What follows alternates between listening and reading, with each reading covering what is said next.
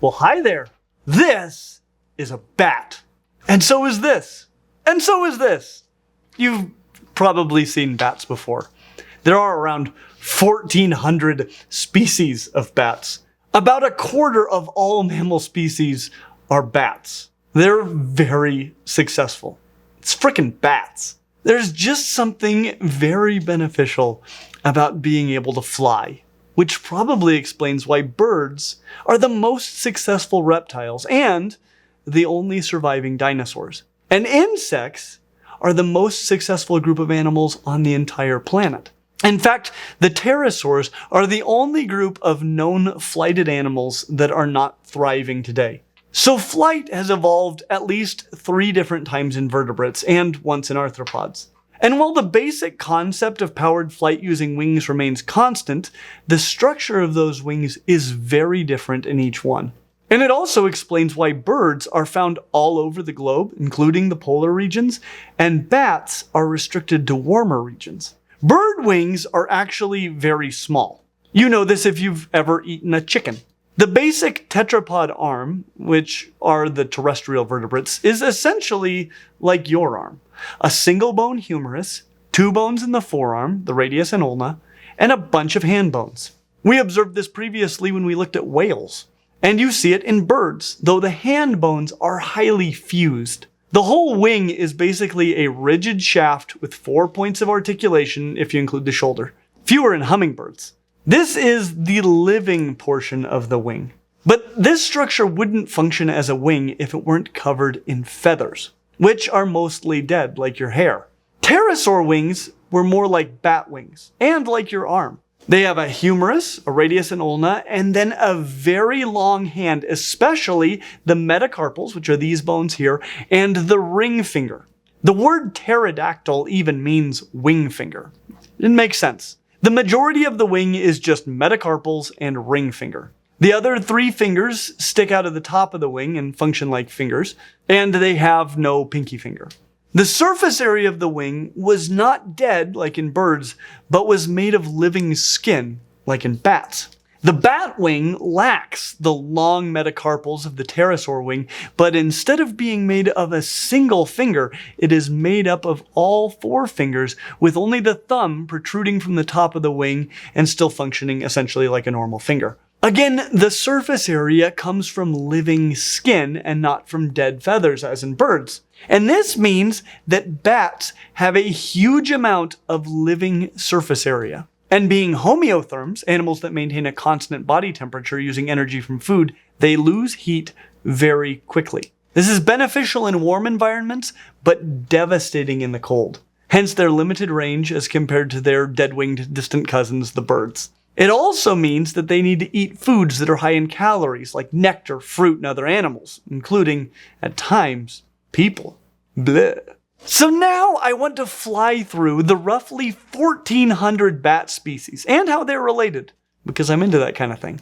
Now, I have heard bats referred to as rats with wings many times, but it turns out that the closest relatives to rats that fly are humans. Though flying squirrels are more closely related to rats, it is just that they don't fly, they fall with style. Bats, interestingly enough, are more closely related to whales, sea lions, and pangolins than they are to rats. They're closer to being rhinoceroses with wings. And many of them do have some odd noses and poor vision. At first glance, it would appear that there are fundamentally 2 groups of bats. The little, big-eared echolocating bats, the Microchiroptera, and the big, small-eared visual bats, the Megachiroptera. But more recent studies, including genetic analysis and fossil analysis, tell a different story. Now it appears that the Megachiropteran bats fall right into the middle of the Microchiroptera, making Microchiroptera, without the Megachiroptera, a paraphyletic group. The most distantly related bats to the other bats are not the Megachiroptera, but a different group, the Yangochiroptera, which actually includes the majority of all bat species and families, with the remaining bats falling into the Enterochiroptera. So this is the yin and yang of bats. And today we are going to discover every family of both the yin and the yang. So let's start with the yin, as it's almost Halloween, so we might as well start out with the sinister bats of the Enterochiroptera. Though I would argue that the most sinister bats, at least as far as we are concerned, are on the yang side of the family tree. So much for our yin and yang dichotomy. Maybe all of the bats are great to discuss right before All Hallows Eve. The Enterochiroptera itself contains 2 large clades. Possibly the least sinister of all bats, unless they're left-handed. I don't know if they favor their left wings. And those would be the megabats of the family Pteropodidae, with the remaining Enterochiropteran families falling into the clade Rhinolophoidea. I told you, the rhinoceroses with wings. But the megabats look more like foxes with wings. Some are even called flying foxes. And in fairness, they're just as related to foxes as they are to rhinoceroses. And these bats do have a very different face from most bats. And they live in a very different way than most bats. Because these bats generally do not use echolocation to navigate, but rather sight and smell. Which means that, like foxes, they have big eyes, long noses, and little ears compared to, well, most other bats. It also means that their mouths and noses look more like those of typical mammal mouths and noses, since they aren't adapted to emitting insane high-frequency sounds, just eating and smelling and the like. They also aren't generally used to grab animals in flight, but rather fruit and nectar, which are considerably easier to catch.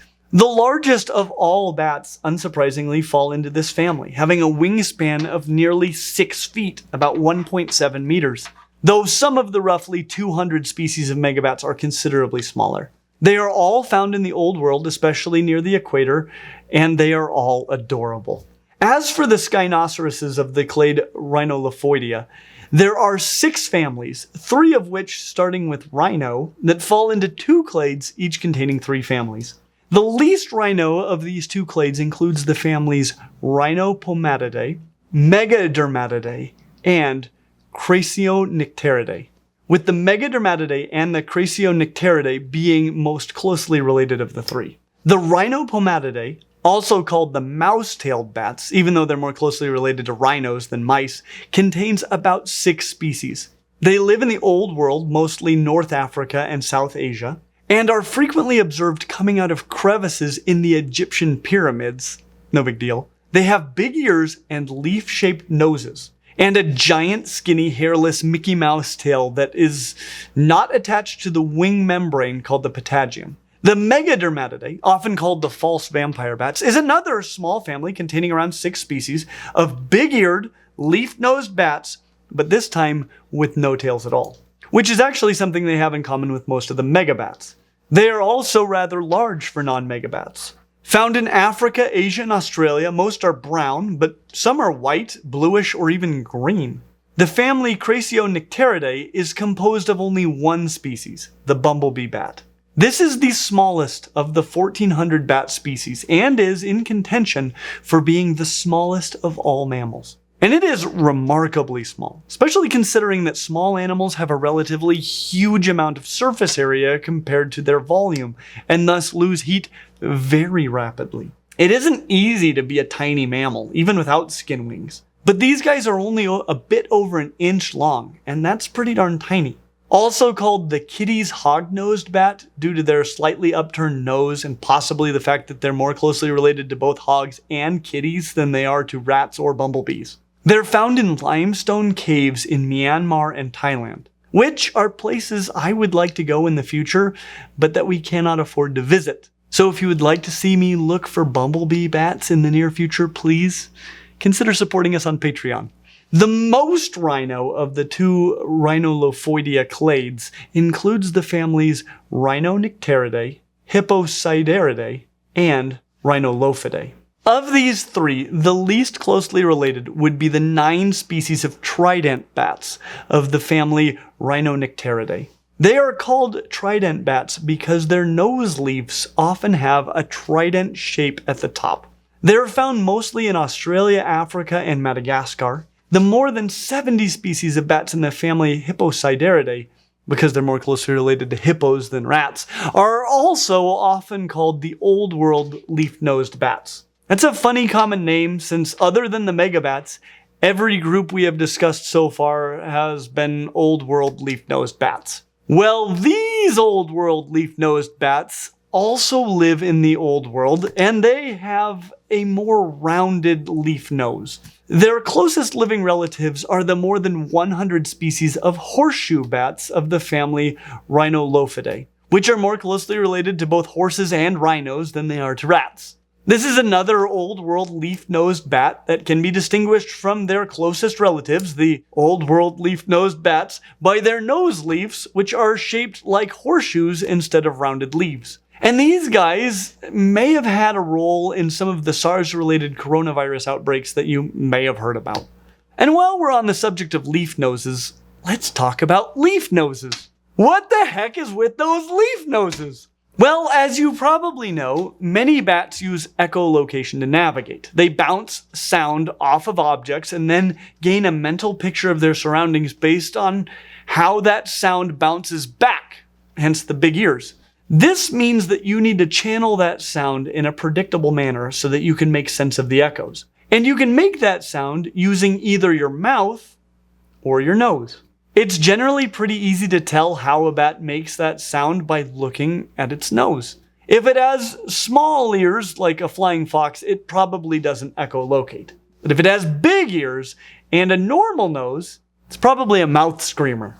If it has big ears and a crazy nose, it's probably a schnoz trumpeter. So far, all we have discussed are megabats and nasal shriekers, and all from the Old World. So let's shine a little light on the largest clade of bats, and the only clade found here in the Americas, the Yangochiroptera.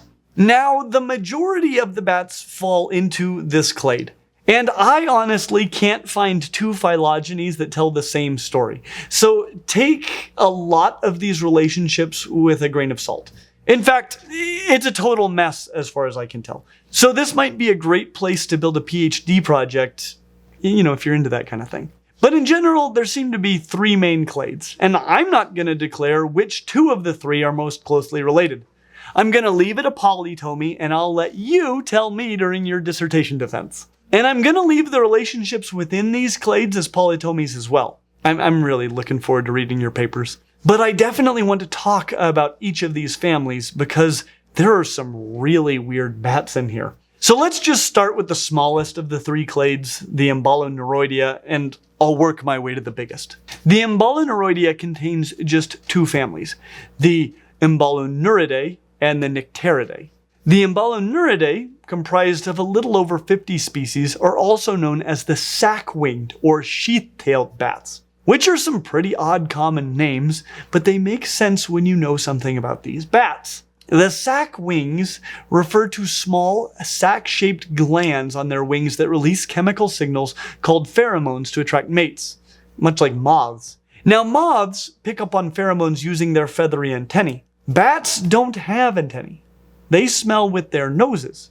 And the sac-winged bats have longer noses than most bats that aren't megabats. Additionally, there is no nose leaf, but they have big ears, so you can probably guess that this is a buccal blaster.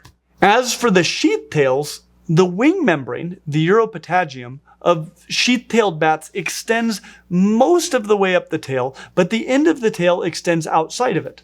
Most tailed bats either have their tail entirely attached to the uropatagium or not at all. If it is attached, then the wing membrane is bigger and can be modified by the legs and tail, which is good for flight. But it is difficult to use the legs for locomotion. If the tail is free, the opposite is true. Well, the tail on the sheath-tailed bats is not connected directly to the tail, but rather the tail sits in a sheath, and the uropatagium can be moved by the legs to include more or less of the tail, essentially giving them the option of having a free tail or not, depending on the application. These tiny bats are found in tropical and subtropical parts of basically every continent with such regions.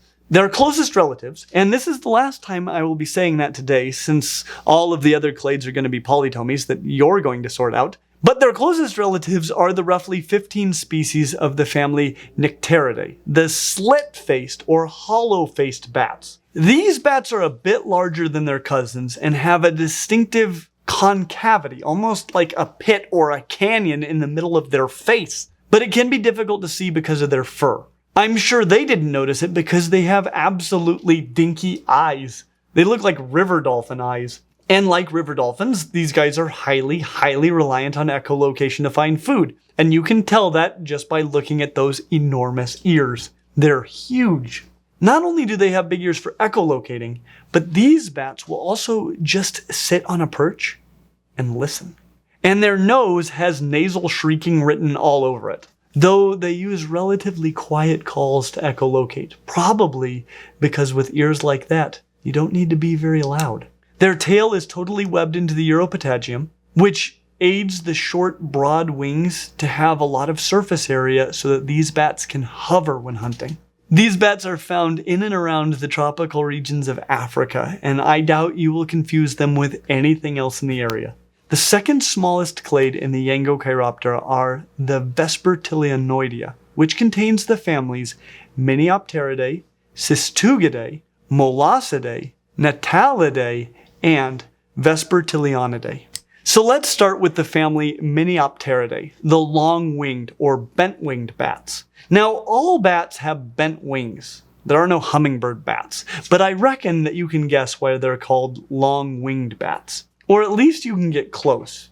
Their wings are actually not all that long, but their bodies are disproportionately tiny. So their individual wings are more than twice the length of their head and body combined. So they might be called mini because of their mini bodies. They have the nose morphology of a buccal shouter, so they look nothing like the leaf-nosed bats. And their big ears and short faces will tell you that they aren't megabats. But to tell them apart from other oral howlers, their tails are included in the wing webbing, though we have seen that before. What is really unique is their long wings and that they lack the locking tendon in their feet to lock them in a hanging position. So I doubt that these bats will ever be found hanging when at rest. I have only ever seen them sprawled out on all fours like a pterosaur. And I know that the adaptations to this form of locomotion account for the name bent-winged bats. Because like I said, all bats have bent wings. The roughly 40 species of these little pterosaur bats are found in the Old World only.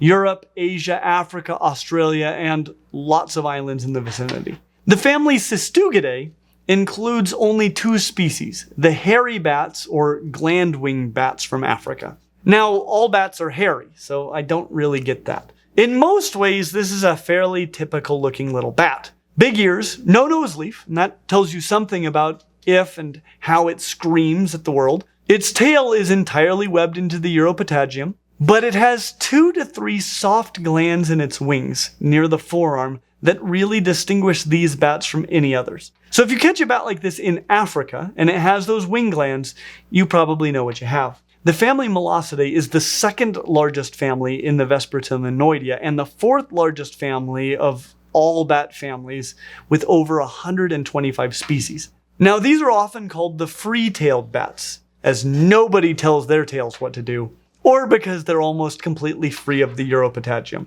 Though they do have a ring of cartilage that can slide the uropatagium down the tail using muscles during flight, giving them massive control over their wing surface. This helps to make them the fastest, highest flying, and among the most maneuverable of all bats, and probably contributes to their near global distribution.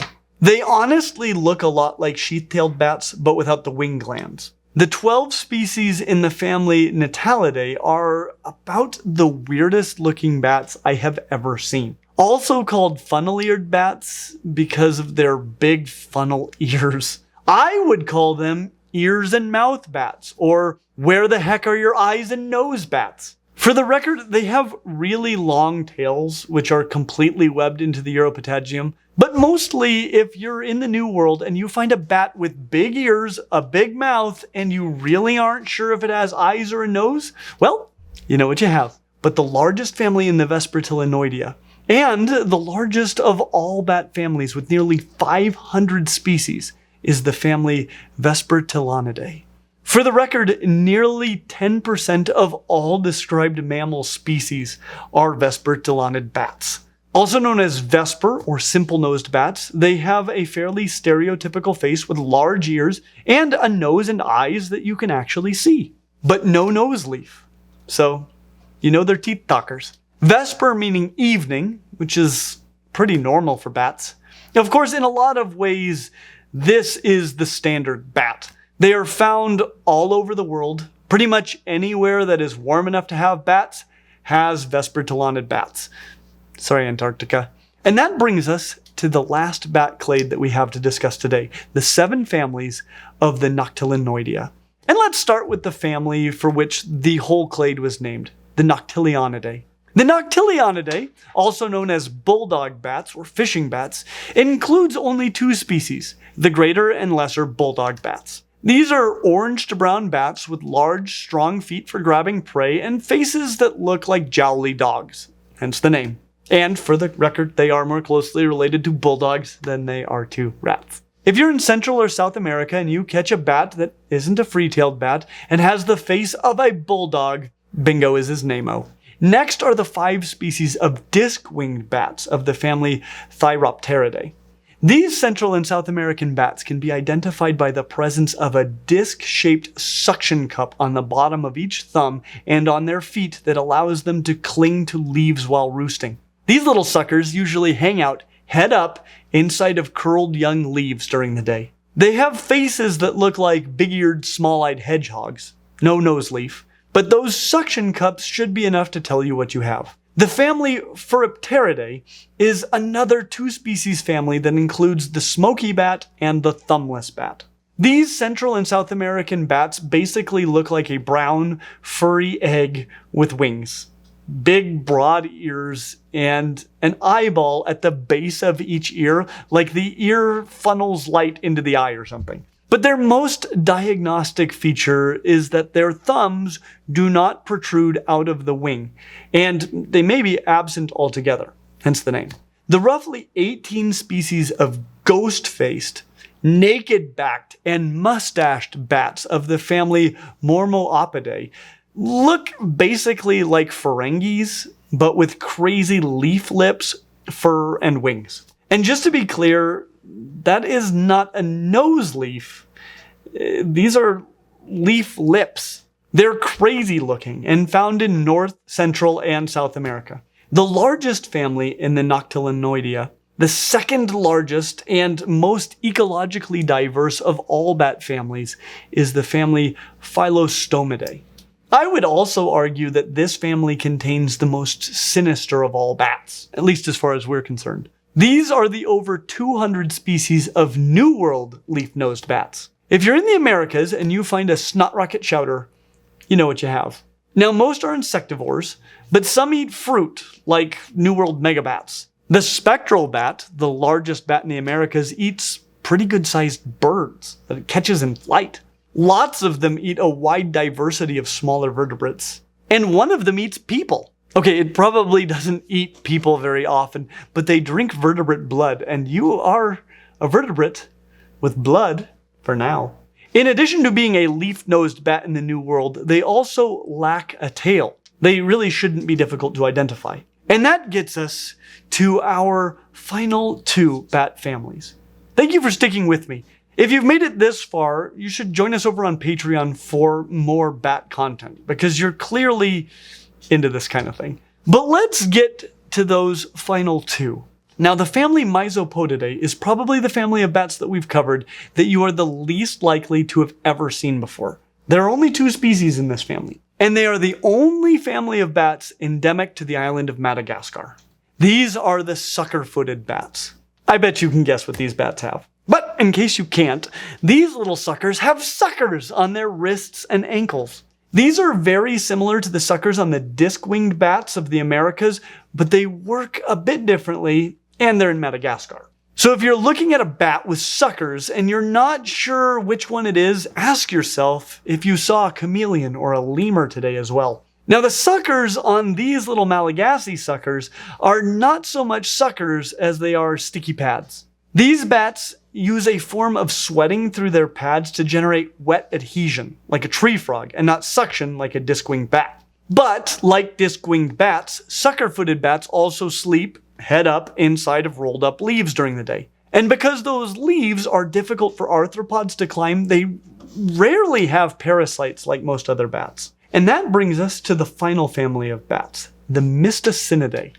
And if there is a family of bats that you're less likely to have seen than the sucker-footed bats, then it would be these, the New Zealand short-tailed bats. And New Zealand, a place I have been blessed to visit and to which I would like to return in the future, has some of the weirdest biodiversity on Earth. For one thing, when humans first arrived in New Zealand, the only mammals on the island were bats. And these bats live only in New Zealand. New Zealand has a lot of birds that spend an inordinate amount of time on the ground. Many, like kiwis, fill ecological niches filled by terrestrial mammals, usually.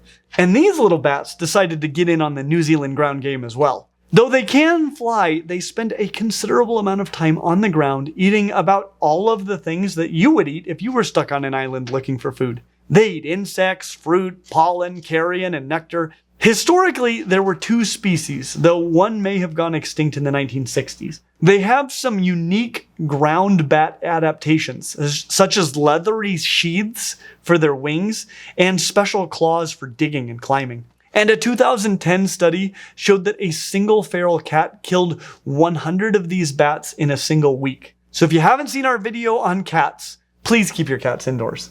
And on that happy note, be sure to check out all of our other fun Halloween videos, because it's always Halloween in my soul. As always, like and subscribe, and we hope to see you real soon.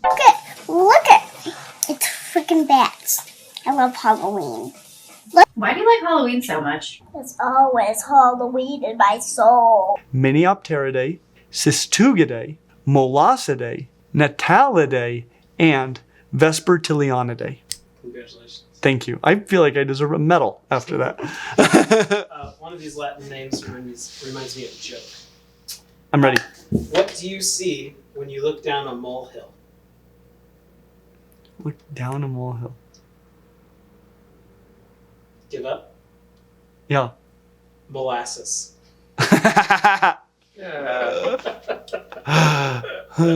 Mouth screamer, a schnoz trumpeter, nasal shriekers, buccal blaster, nasal shrieking buccal shouter, oral howlers, it screams at the world, teeth talkers, snot rocket shouter. So is it like rapid metamorphosis that's reversible, or like some kind of? I think magic's involved. Oh, Yeah, well now, magic. yeah, we weren't talking magic. Yeah, this is not a magic channel. This is a science channel. I know, but we're talking about Stick to the vampires, facts. and vampires are supernatural beings. Whoa. Super. No, I mean, they're natural, and that's super.